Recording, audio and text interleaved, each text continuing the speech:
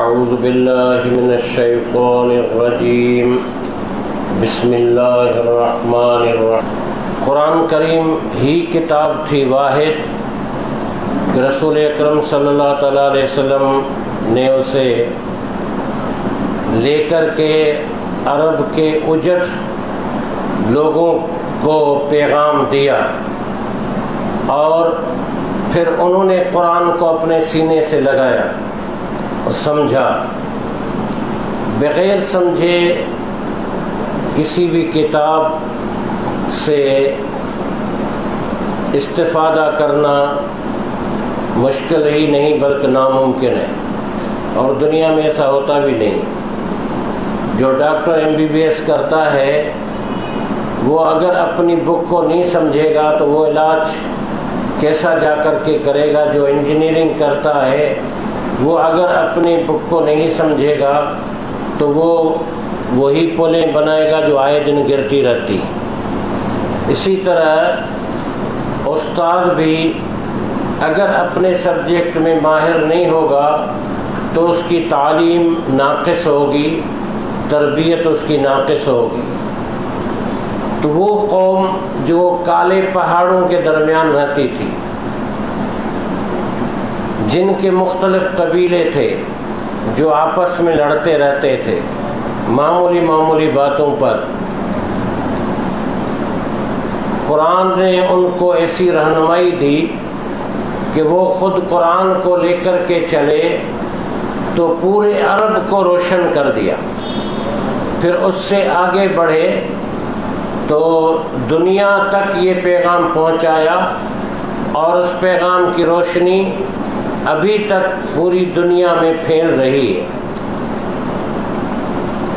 خود نجات تھے جو راہ پر اوروں کے ہادی بن گئے، کیا نظر تھی جس نے مردوں کو مسیحا کر دیا۔ یعنی مردہ دل آدمی تھے وہ خود مسیحا بن گئے، جو کچھ نہیں تھے وہ رہنما بن گئے، قائد بن گئے۔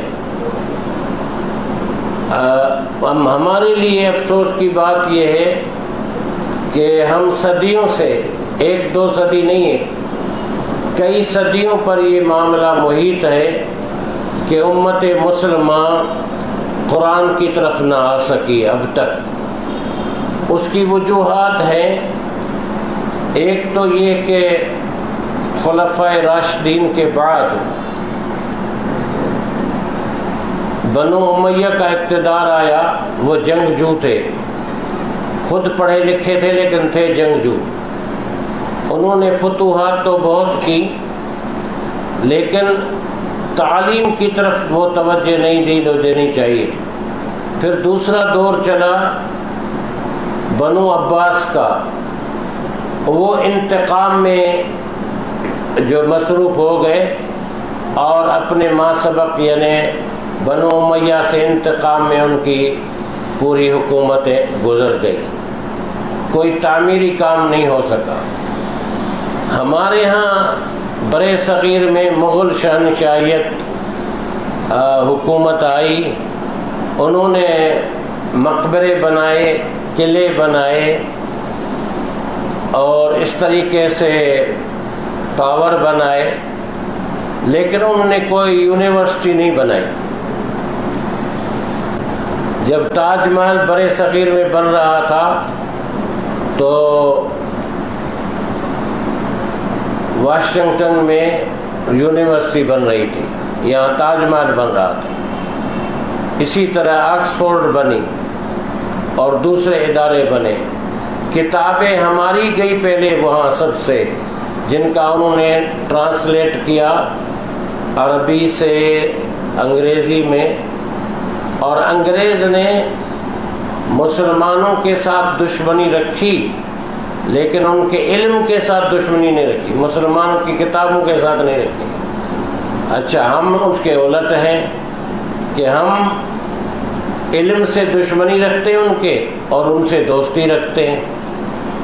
تو یہ اس وجہ سے پھر بھی علماء کا ایک طبقہ قرآن کی حفاظت کے لیے بغیر سرکاری سرپرستی کے برابر کام کرتا رہا، حدیث کے لیے کام کرتا رہا، انہی کی بدولت آج قرآن محفوظ طریقے سے ہمارے پاس موجود ہے اور حدیث بھی محفوظ طریقے سے ہمارے پاس موجود ہے۔ یہ دو بڑے ذخیرے ہیں، بڑا سرمایہ ہے ہمارے لیے۔ لیکن سب سے پہلے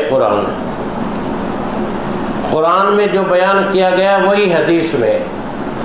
قرآن بتاتا ہے اور حدیث عمل ہے، پریکٹیکلی جو قرآن کی بات ہے وہ حدیث کے ذریعے سے امت تک پہنچی ہے۔ پھر البتہ ایک دور آیا عثمانیوں کا، تو عثمانی بھی فاتح تھے، جنگجو تھے، انہوں نے بھی اسی طرح جو ہے کام کیا، اگرچہ ان کی فتوحات سے عالم اسلام کو فائدہ بھی پہنچا۔ یہ ادوار تھے، اور بعد کے جو ادوار آئے اس میں تو ہم کالونیاں بن گئے پورے مسلمان، اور پھر ہم پر مختلف ملکوں کے لوگوں نے حکمرانی کی۔ ہم قرآن سے اس لیے دور رہے، اور قرآن کو ہم نے اپنے لیے فیصلہ کرنے والی کتاب نہیں بنایا۔ قرآن گھر کے لیے جو ہمارے معاملات ہیں وہ بھی فیصلہ قرآن کرتا ہے۔ مثلا بہنوں کا حصہ ہے، بھائیوں کا حصہ ہے، کمزوروں کا حصہ ہے، یتیموں کا حصہ ہے، وہ بھی قرآن ہی بتاتا ہے۔ اسی طرح قرآن ہمیں محلے داری کا سبق بھی دیتا ہے، اور باہمی ایک دوسرے کے ساتھ تعلقات کا سبق بھی دیتا ہے۔ قرآن ہمیں ایک طرف خدا سے، ایک طرف مخلوق کے ساتھ رابطے کا سبق ہمیں دیتا ہے۔ تو قرآن پڑھنے کے لیے تفسیریں بہت ساری ہیں، عربی میں سینکڑوں تفسیریں، اردو میں درجنوں تفسیریں، اور زبانوں میں بھی ہیں۔ تفسیریں طویل بھی ہیں، مختصر بھی ہیں۔ ترجمہ البتہ آسان ہے۔ کسی زمانے تک لوگ کہتے تھے کہ قرآن کا ترجمہ مت پڑھو، تم نہیں سمجھو گے، قرآن کا ترجمہ مت پڑھو۔ یہ ایک مہم چلی تھی، لیکن غلط تھا، یہ غلط مہم تھی، غلط بات تھی۔ اس لیے کہ قرآن آیا ہی انسانوں کی ہدایت کے لیے، رہنمائی کے لیے، روشنی کے لیے۔ اگر قرآن مشکل ہے تو یہ فرشتوں کے لیے ہونا چاہیے تھا، یہ دوسری مخلوق کے لیے ہونا چاہیے تھا۔ اس مخلوق کے لیے قرآن اللہ نے بھیجا جو زمین کی مخلوق انسان ہے، تو قرآن کو آسان بنا کر کے بھیجا۔ اسی لیے قرآن کے سمجھنے کے لیے سب سے پہلے نیت کا پاک ہونا ضروری ہے، کہ ہم قرآن سے رہنمائی حاصل کرنے کے لیے تفسیر پڑھتے ہیں یا سنتے ہیں یا آئے ہیں۔ تو جب یہ نیت ہوگی تو قرآن بہت فائدہ دیتا ہے اور اپنے فیوزات دیتا ہے۔ قرآن جو ہے وہ برکتیں اور رحمتیں دیتا ہے جب آدمی پاکیزہ نیت کے ساتھ اسے کھولتا ہے، اسے پڑھتا ہے، پڑھنے کی کوشش کرتا ہے۔ پھر قرآن خود ہدایت کا راستہ آگے خود ہی بتاتا ہے۔ جو شکوک و شبہات ہمارے ذہن میں اللہ کے متعلق آتے ہیں، رسول اللہ کے متعلق آتے ہیں، قیامت کے متعلق آتے ہیں، جنت و دوزخ کے متعلق آتے ہیں، میزان کے متعلق آتے ہیں، وہ قرآن پڑھتے جائیں۔ جب آپ کو ترجمہ آئے گا تو آپ سمجھیں کہ قرآن آپ کے ذہن کی ترجمانی کر رہا ہے اور آپ کو خود بخود جواب بھی دے رہا ہے۔ آپ کو ڈھونڈنے کی ضرورت نہیں ہے جواب، وہ خود قرآن خود ہی آپ کو جواب دیتا جائے گا۔ آپ پڑھتے جائیں گے، قرآن جواب دیتا جائے گا، از خود وہ بیان کرتا جائے گا۔ یہ قرآن کی خوبی ہے، اس لیے کہ یہ قرآن کسی آدمی کا بنایا ہوا نہیں ہے، نہ کسی کمیٹی نے اسے مرتب کیا ہے، اور نہ کسی ماہر تعلیم نے اسے لکھا ہے۔ یہ قرآن وحی الہی ہے، اور عرش سے اللہ تعالیٰ نے لوح محفوظ سے اس امت کی رحمت کے طور پر قرآن کو بھیجا ہے، اس لیے نیت کی پاکیزگی۔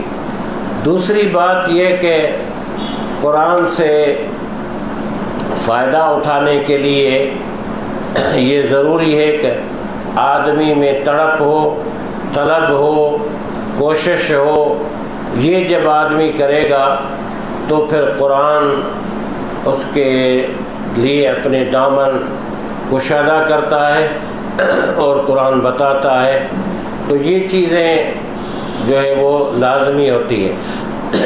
آپ جب پڑھیں گے، آج تو ایک تمہید کے طور پر ہم بیان کر رہے ہیں، تو انشاءاللہ آپ آسان سمجھیں گے۔ جو 2-4 دن آپ کو مشکل لگے گا، 1-2 درس، اس کے بعد قرآن آسان ہے۔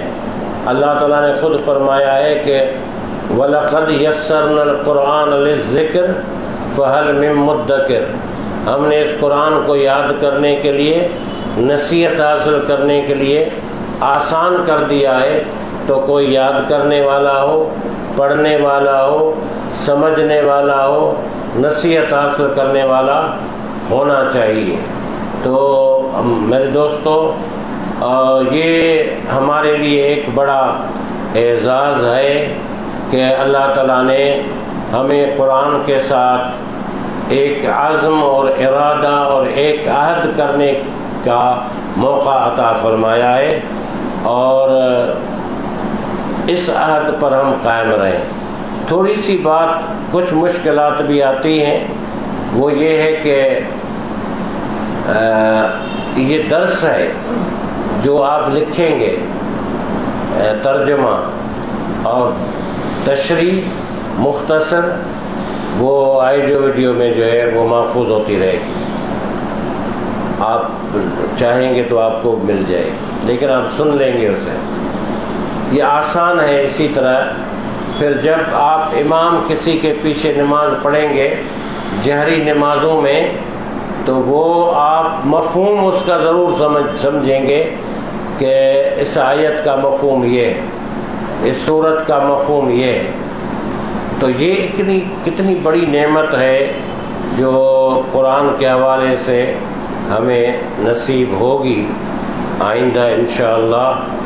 اب مشکلات کیا ہے کہ ایک تو وقت کی کمی ہوتی ہے لوگوں کے پاس، معاش کی وجہ سے، ملازمت کی وجہ سے، کاروبار کی وجہ سے، تو وقت نکالنا مشکل تو کام ہے، لیکن ناممکن نہیں ہے۔ دوسری بات یہ کہ یہ درس جب ہوگا تو یہ درس ہے، پڑھنا ہے، کلاس ہے، یہ تقریر نہیں ہے کہ آپ سن کر کے چلے جائیں۔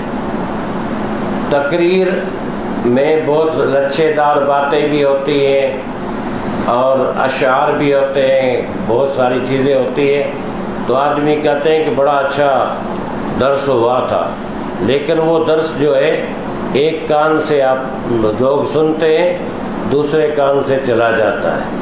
یہ درس جو ہے کلاسز میں کلاس کی طرح ہے، جو آپ سمجھیں گے، لکھیں گے، اور اس کے بعد اس کی تشریح ہوگی۔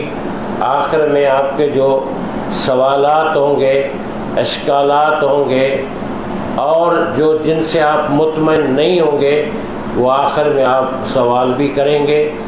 آپ کو مطمئن کرنے کی اپنی حد تک ہم کوشش کریں گے، اور دلیل ہونی چاہیے کسی بھی چیز کے لیے۔ دلیل ہم نہیں مانگتے قرآن سے، لیکن قرآن دلیل دیتا ہے۔ دلیل نہیں ہم مانگتے رسول اللہ کی حدیث سے، لیکن حدیث بھی دلیل دیتی ہے۔ تو اس اعتبار سے انشاءاللہ آپ کو کوئی مشکل پیش نہیں آئے گی۔ اب ہم شروع کرتے ہیں، انشاءاللہ زیادہ وقت نہیں لگے گا۔ اعوذ باللہ من الشیطان الرجیم، بسم اللہ الرحمن الرحیم۔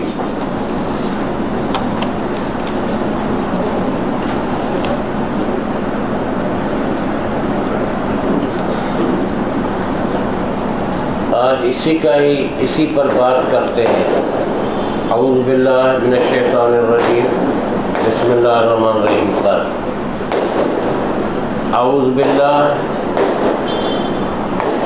میں پناہ مانگتا ہوں. آپ لکھ لیں، لکھا ہوا نہیں اعوذ باللہ، یہ قرآن کی دوسری آیت ہے، یہ آپ سن لیں. میں پناہ مانگتا ہوں اللہ کی شیطان مردود سے.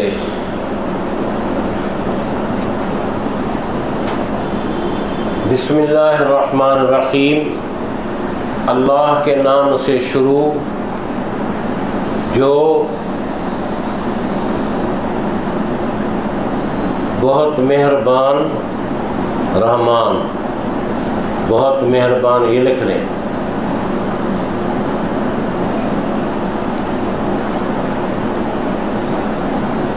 نہایت رحم کرنے والا ہے.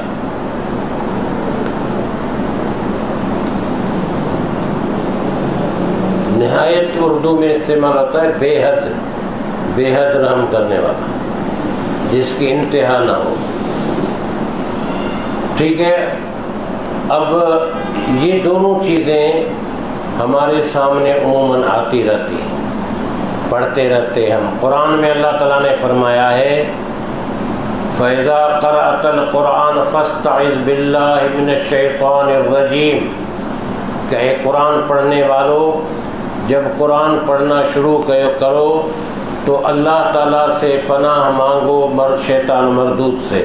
اس لیے پہلے اعوذ باللہ پڑھا جاتا ہے.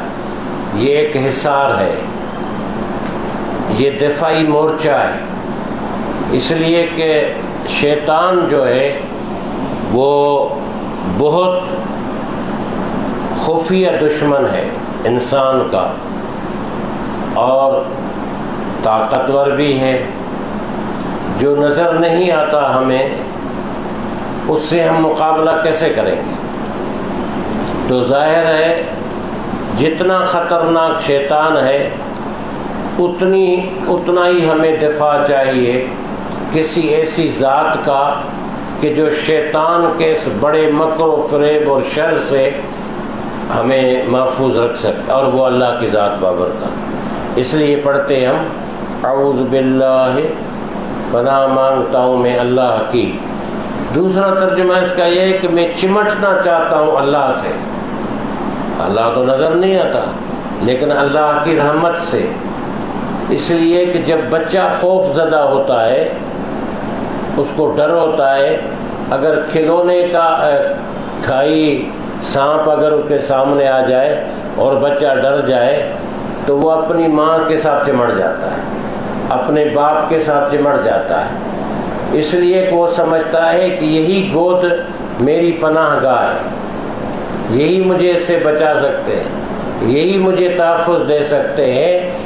تو یہاں اعوذ باللہ کا دوسرا ترجمہ مطلب یہ ہے کہ میں اللہ کی رحمت سے چمٹنا چاہتا ہوں. من الشیطان الرجیم، شیطان مردود کے حملوں سے، اس کے وار سے، اس کی سازش سے، اس کے مکر و فریب سے اعوذ باللہ من الشیطان الرجیم پڑھا جاتا ہے. حالانکہ قرآن پڑھتے ہیں تو اعوذ باللہ پڑھنے کی ضرورت تو نہیں آنی چاہیے، لیکن نہیں، آدمی کو وسوسے نماز میں بھی آتے ہیں اور تلاوت قرآن میں بھی آتے ہیں.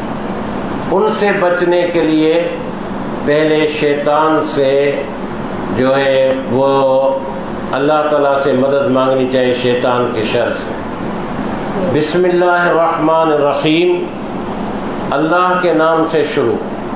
اب یہاں پر ایک گرامر کے طور پر ایک لفظ جو ہے وہ محذوف ہے، سائلنٹ ہے، جو لکھا بھی نہیں جاتا.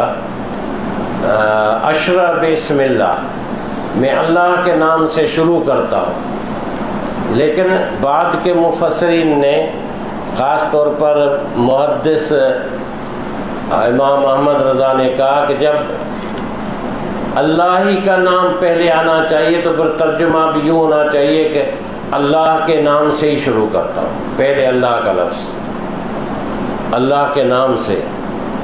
شروع کرتا ہوں بسم اللہ۔ اب بسم اللہ کی ایک تاریخ ہے، یہ بھی تاریخ قرآن نے بتائی ہے ہمیں، کہ معلوم ہوتا ہے کہ انسان کی پیدائش کے ساتھ ہی اس کو بسم اللہ بھی سکھائی گئی، معلوم ہوتا ہے۔ مثلا حضرت نوح علیہ السلام کو آدم ثانی کہا جاتا ہے، نوح علیہ السلام کو آدم ثانی کہا جاتا ہے، دوسرے آدم ہیں کہ مخلوق ختم ہو چکی تھی سوائے ان لوگوں کے جو کشتی نوح میں سوار تھے، پھر ان سے مخلوقات خدا بڑھی، اس لیے ان کو آدم ثانی کہا جاتا ہے۔ تو جب انہوں نے کشتی کو چھوڑا تھا فلڈ میں، سیلاب میں، پانی جو آسمان سے باتیں کر رہا تھا، تو انہوں نے پڑھا تھا بسم اللہ مجریہا و مرساہا ان ربی لغفور الرحیم، میں اللہ کے نام سے اس کو چھوڑتا ہوں کشتی کو، اور اس کو اللہ کے نام سے کے حوالے کرتا ہوں، ان ربی لغفور رحیم، میرا رب بڑا بخشنے والا، رحم فرمانے والا۔ یہ تاریخ بسم اللہ کی جو قرآن نے بتائی۔ پھر حضرت سلیمان علیہ السلام نے ملکہ سبا، جن کا نام قرآن میں تو نہیں ہے، روایات میں آتا ہے، بلقیس نام تھا ان کا، ملکہ سبا کو جو خط بھیجا تھا اس میں انہوں نے لکھا تھا انہو من سلیمان، انہو من سلیمان بسم اللہ الرحمن الرحیم، یہ خط جو ہے سلیمان کی طرف سے ہے اور اللہ کے نام سے میں شروع کرتا ہوں۔ یہ بھی تاریخ ہے بسم اللہ کی۔ نبی صلی اللہ علیہ وسلم نے فرمایا کہ ہر کام، اچھا کام یا جائز کام جو آدمی کرتا ہے، اگر اس کے شروع میں اللہ کا نام نہ لیا جائے، بسم اللہ نہ پڑھی جائے، تو وہ کام برکت سے خالی ہوتا ہے، وہ کام برکت سے خالی ہوتا ہے۔ اس لیے ہماری بڑی بوڑھیاں، گھر کے بڑے بزرگ افراد ہر کام میں بسم اللہ پڑھا کرتے تھے، کہا کرتے تھے، تب تو برکتیں تھی ہمارے گھروں میں۔ اور جب یہ سلسلہ کسی دوسرے انداز میں ہو گیا تو برکتیں بھی چلی گئی۔ تو بسم اللہ کی یہ اہمیت ہے۔ اور ایک روایت مشکات شریف کی یہ بھی ہے کہ حضرت موسیٰ علیہ السلام کو ایک دفعہ تکلیف ہوئی تو اللہ تعالیٰ سے انہوں نے درخواست کی کہ مجھے کوئی ایسی چیز آپ فرمائیں کہ میرا یہ درد اور تکلیف ختم ہو جائے۔ اللہ کی طرف سے انہیں کہا گیا کہ فلاں درخت کے پتے جا کر کے اللہ کا نام لے کر اس کے پتے توڑ کر کے اور استعمال کر لو، تکلیف دور ہو جائے گی۔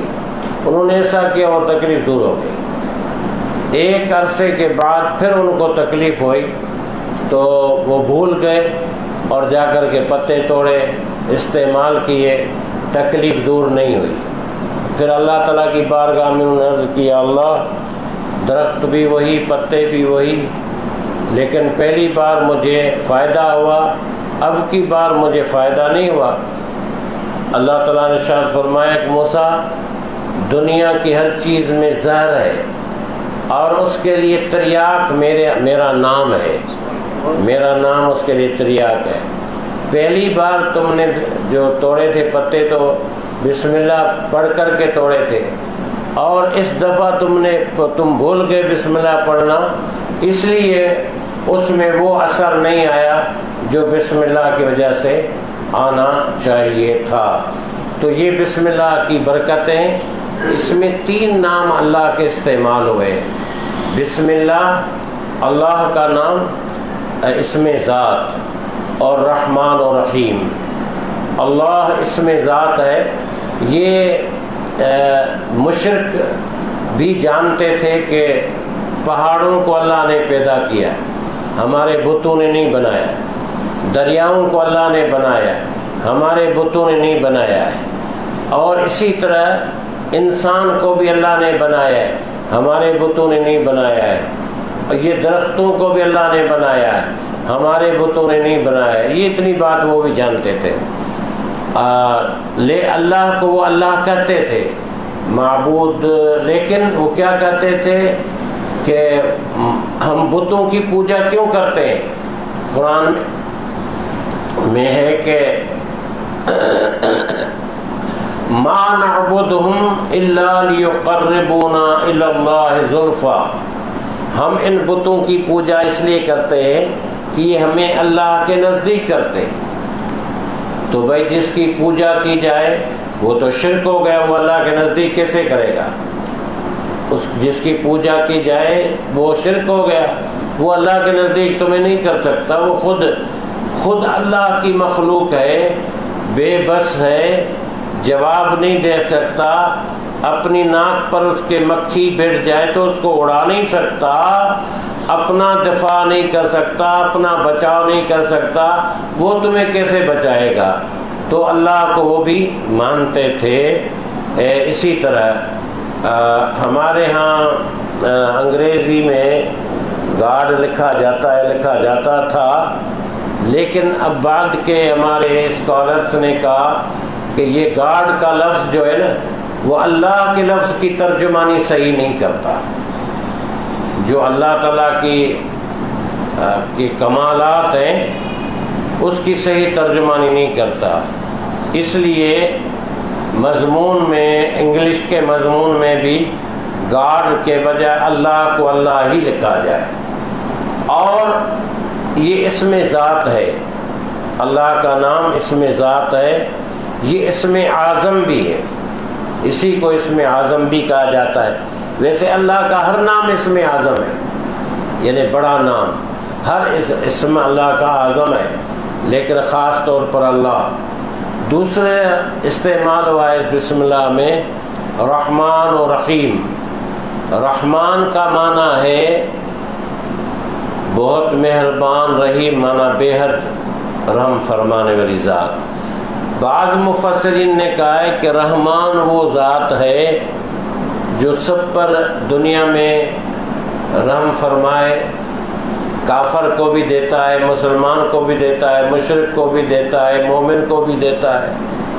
اپنی نعمتیں اس کی عام ہیں، ہوا، آگ، پانی، دوسری نعمتیں سب کو دیتا ہے. اور رحیم وہ ہے جو خاص طور پر آخرت میں صرف مسلمان اور مومن پر رحم فرمائے گا. اچھا، دوسری بات ہے گرامر کے طور پر رحمان فعلان کی وزن پر ہے اور رحیم فعیلن کی وزن پر ہے.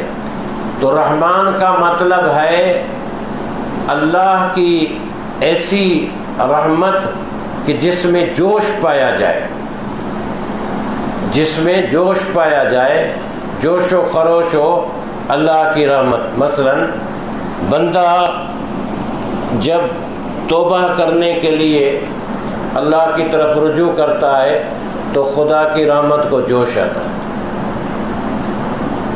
کہ یہ بندہ مجھے ہی رب سمجھ کر کے میرے پاس آیا، مجھے ہی اپنا خالق معبود سمجھتا ہے. یہ تو اللہ کی رحمت کو جوش آتا ہے، وہ مچلتی ہے کہ یہ بندہ آ گیا ہے.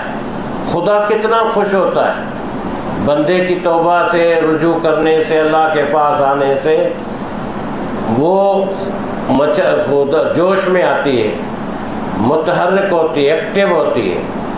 اور رحیم کا مطلب ہے ہمیشگی، دوام، کنٹینیوٹی جس کو ہم کہتے ہیں. وہ کہ اللہ کی رحمت جو ہے وہ ہمیشہ رہتی ہے. اللہ چھینتا نہیں ہے کسی رحمت. کسی معمولی چیزوں وجہ سے انسان ہوتے ہیں، تھوڑی چیز کے لیے ناراض ہو گئے تو کہا کہ بھئی جو ہم نے تمہیں دیا تھا واپس کرو. اللہ ایسا نہیں ہے. وہ ایسی رحمت جو ہمیشہ بندے کے لیے اللہ عطا فرما. ہاں، یہ دوسری بات ہے کہ وہ خود ہی اس اللہ کی رحمت سے بیزار ہو جائے، نعوذ باللہ، پھر تو خدا کی رحمت کا قصور نہیں ہے، اس کا اپنا قصور ہے. تو یہ آج کا ترجمہ اعوذ باللہ کا اور بسم اللہ الرحمن الرحیم کا ترجمہ آپ نے اعوذ باللہ تو لکھا ہوا ہے، نہیں ہے، بسم اللہ کا آپ نے ترجمہ لکھا ہوگا، اور بسم اللہ اور اعوذ باللہ کی تشریح اس طور پر آپ نے سنی۔ اب میری آپ سے استدعا یہ ہے کہ دیکھیں کہ آپ شادی کے لیے بھی ٹائم نکالتے ہیں، آپ آفس کے لیے بھی وقت نکالتے ہیں، آپ دوستوں کے لیے بھی وقت نکالتے ہیں، آپ مہمان کے لیے بھی وقت نکالتے ہیں۔ ہم سب اپنے کام کاج کے لیے ایک وقت آپ 3 دن قرآن کے لیے بھی نکالیں، اس کتاب کے لیے بھی نکالیں، یہ قربانی دیں۔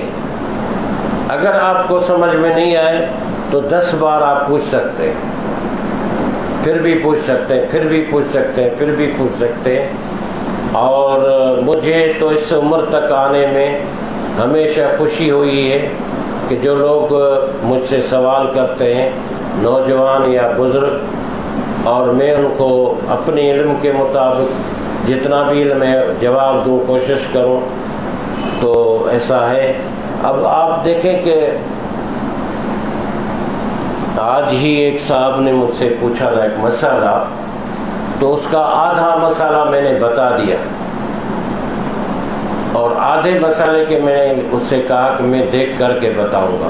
یہ میری بے عزتی نہیں ہے، یہ میری کم علمی نہیں ہے۔ حضرت امام مالک سے لوگ وفد بنا کر کے پوچھنے گئے تھے 35 مسائل، 5 مسائل کا جواب دیا، اور 30 کا کہا کہ لا ادری، میں نہیں جانتا، میں نہیں جانتا، میں نہیں جانتا۔ لوگوں نے کہا آپ اتنے بڑے امام ہیں، آپ کہتے ہیں میں نہیں جانتا۔ انہوں نے کہا تو میں غلط بتاؤں تو تم بھی گمراہ ہو جاؤ اور میں بھی گمراہ ہو جاؤں، خدا کا وبال آ جائے۔ تو جو چیز نہیں آتی، اگر اس کے لیے آدمی کہے کہ میں نہیں جانتا، تو اس میں کسی کی کم علمی نہیں ہے، یہ علم ہے، یہ بھی علم ہے کہ آپ پھر نہیں آئے گا تو آدمی کتاب کو دیکھے گا، کسی سے پوچھے گا، معلومات کرے گا، علم کی طرف بڑھے گا، جستجو کرے گا، کوشش کرے گا، یہ بھی علم ہے۔ لا ادری بھی علم ہے، میں نہیں جانتا، یہ بھی علم ہے۔ ہمارے عقل مند لوگ کہتے ہیں کہ جو کہے آدمی نے کہ میں نہیں جانتا، یہ بھی علم ہے۔ تو آپ وقت نکالیں قرآن کے لیے، بس اتنا وقت چاہیے، اور وہ بھی 3 دن کے لیے، اس سے زیادہ نہیں۔ تو تھوڑا دورانیہ زیادہ ہو جائے گا، لیکن جب آپ قرآن کو سمجھنے لگیں گے تو پھر آپ خود ہی کہیں گے کہ ہمیں جلدی نہیں ہے، ہم سمجھنا چاہتے ہیں، آپ ہمیں سمجھائیں۔ اس کا مطلب کہ ابھی اگر آپ کا کوشچن ہو تو بسم اللہ آپ بتائیں، کوئی بات ہو۔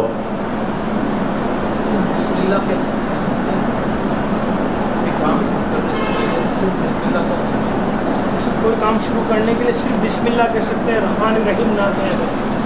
ہاں، یہ بھی ایک مسئلہ ہے کہ کوئی کام کرنے کے لیے صرف بسم اللہ کہہ سکتے ہیں یا بسم اللہ الرحمن الرحیم بھی کہیں، تو یہ دونوں چیزیں جائز ہیں۔ کبھی آدمی جلدی میں بھی ہوتا ہے تو وہ اگر صرف بسم اللہ پڑھ لے تو پوری بسم اللہ کا ثواب ملے گا، اور اگر بسم اللہ لکھا ہوا ہے اور پوری بسم اللہ بھی پڑھ لے تو بھی بہتر ہے، اس لیے کہ یہ قرآن ہے، یہ 30 پارے ہیں، اس کا ایک جز لے کر کے ہم کہیں گے تو وہ بھی قرآن ہی ہے، اور اگر پورا پڑھیں گے تو وہ بھی قرآن ہی ہے۔ تو بسم اللہ بھی اگر صرف بسم اللہ کہہ دیا تو بھی پوری بسم اللہ کا ثواب ملے گا، اور بسم اللہ الرحمن الرحیم کا تو یہ اور نور نلا نور ہے۔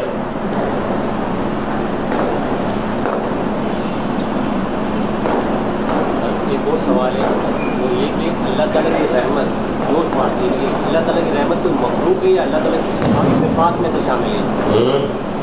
اللہ کی جو رحمت آپ نے بولا جوش مارتا ہے جب بندہ یہ رحمت جو ہے یہ کیا چیز ہے مطلب کوئی فزیکل ہے رحمت یا اللہ تعالیٰ کی کوئی صفات ہے یا کوئی مخلوق ہے یہ اللہ تعالیٰ کی رحمت کیا چیز ہے؟ اللہ تعالیٰ کی رحمت رحمان صفت ہے، مخلوق نہیں کہہ سکتے اس کو۔ اللہ کی کوئی صفت بھی مخلوق نہیں ہے، ازلی ہے، ابدی ہے، ہمیشہ سے ہمیشہ رہے گی۔ صفت ہے، صفت کہتے ہیں جو وجود کے ساتھ وابستہ ہو۔ مثلا ایک آدمی کو ہم کہتے ہیں یہ بڑا اچھا عالم ہے، یہ اس کی صفت ہے، عالم ہے یہ اس کی صفت ہے۔ لیکن انسان کی صفت حادث ہے، عارضی ہے، جب تک وہ موجود ہے اس کی صفت ہے نہیں ہوگا، صفت بھی ختم۔ ٹھیک ہے، الحمدللہ رب العالمین، الصلاۃ والسلام علی سیدنا و نبینا محمد وعلی آلہ واصحابہ اجمعین۔ یا رب العالمین، ہمیں قرآن کا ایک جو پیج شروع کیا ہے اسے تکمیل تک پہنچنے کی توفیق عطا فرما۔ یا رب العالمین، ہمارے بھائی جو یہاں آئے ہیں ان کے مال، رزق، اولاد اور ان کی عمر، علم میں یا اللہ برکت فرما، اور قرآن سے جو انہوں نے عہد کیا ہے اس عہد کو نبھانے کی توفیق عطا فرما۔ ہم سب کو قرآن کے ساتھ وابستہ رہنے کی بھی توفیق عطا فرما۔ یا رب العالمین، قرآن کو ہمارے لیے آسان فرما، قرآن کو ہمارے دلوں کا نور فرما، ظاہر کا اور باطن کا، اور برکتیں قرآن کے حوالے سے ہمیں قوم و ملت اور عالم اسلام کو نصیب فرما۔ وصلی اللہ تعالی علی خیر خلقی سیدنا محمد وعلی آلہ وصحبہ اجمعین۔